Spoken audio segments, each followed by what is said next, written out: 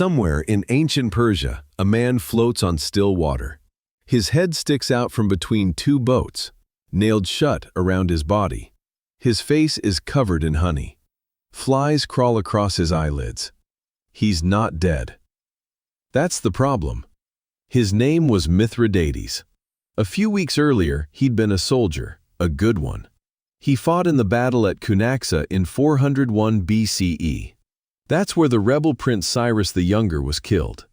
Mithridates was the one who killed him. This should have been an honor, a promotion, a story to tell for the rest of his life. But there was a complication. King Artaxerxes II, the man Cyrus had tried to overthrow, wanted credit for his brother's death. He announced publicly that he, the king, had struck the fatal blow. Everyone was expected to agree. Mithridates agreed. For a while. Then came the banquet. Wine was poured, toasts were made. The atmosphere loosened. And Mithridates, full of drink and pride, told the truth. He described the battle. The moment he threw the javelin, the way Cyrus fell. The room went quiet. He'd contradicted the king's official story, in public, in front of witnesses. By morning, he was arrested, not for killing a prince, for telling the truth at the wrong time. The punishment was called Scaphism. The Greeks gave it that name, from Scaphi, meaning boat or trough. The Persians had their own word for it. We don't know what it was. This practice was recorded by outsiders, watching from a distance, writing it down later. What they described was not an execution, it was a process. Mithridates was taken to a place with stagnant water, a swamp, a pond, somewhere still and warm. 2 boats were brought, or 2 hollowed-out logs, shaped to fit together like a shell. He was stripped naked and placed inside one. His head, hands, and feet were positioned to extend beyond the edges. Then the second boat was placed on top and nailed shut. He was now sealed between 2 wooden halves, only his extremities exposed to the air. This was the beginning. What came next was not torture in the way you might expect. No one beat him, no one burned him, no one cut into his body. Instead, they fed him. Milk and honey, forced into his mouth until he swallowed. If he refused, his nose was pinched shut. He swallowed. The same mixture was smeared across his face, his ears, his eyes, his lips. Honey on his eyelids, honey inside his nostrils, honey poured over his exposed hands and feet. The diet was simple, milk and honey. Some cultures consider this a blessing. Then the boats were pushed out onto the water, left to float. The sun rose and began to heat the wood around him. Inside the shell, there was no room to move, his body pressed against the boards. The milk and honey sat heavy in his stomach, far more than he could comfortably hold.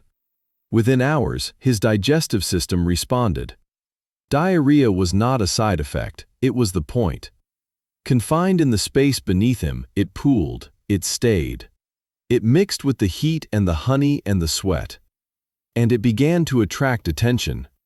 Flies arrived first. They came for the honey on his face, for the sweetness on his hands, for the smell now rising from the gaps in the wood. They landed on his eyelids, crawled into his nostrils, explored the corners of his mouth. The only sound was buzzing. And then they began to lay eggs. This was not accidental, this was the design. The Persians understood what happened when insects found an ideal environment. Warmth, moisture, nutrients. They understood that flies don't simply visit, they colonize. Each morning, the boats were brought back to shore, not to end the process, to continue it. Mithridates was fed again, more milk, more honey. His body, unable to process the volume, expelled it. The filth accumulated. Fresh honey was applied to his face, to his eyes, to anywhere the flies had started to gather. The guards learned to stand upwind. Then the boats were pushed back onto the water. By the 3rd day, the eggs had hatched. Larvae don't eat dead flesh, they eat living tissue. They burrow into soft areas, tear ducts, lips, the folds of skin behind the ears.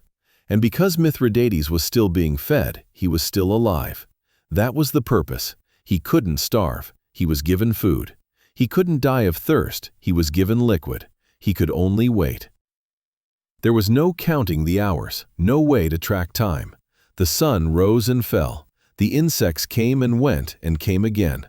His body began to rot while he remained conscious. Gangrene spreading beneath the wood. Infection setting into every wound the larvae opened.